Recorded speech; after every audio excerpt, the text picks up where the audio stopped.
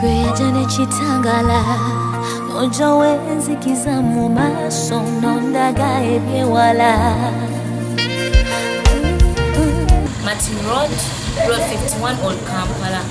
Wawera waliwo omuti nene kwa miyembe wabwere waliwo Satellite Studios ey'ebifaananyi weewo. That's where my offices balinabyo mulekerawo okuferebwa oba sikyo balina kuweereza muntu nga Kayemba ye mwennyini manager wange. Kayemba jama abantu bakulabe, he is the only manager I have. Sina manager mulala era ayina kufera atalinga omusajja oyo ennyindo mukirabe eri ndaalo. He's my only manager that I have. Offices, Martin Road, Block 51. Wali ku Satellite Studios. Wewo.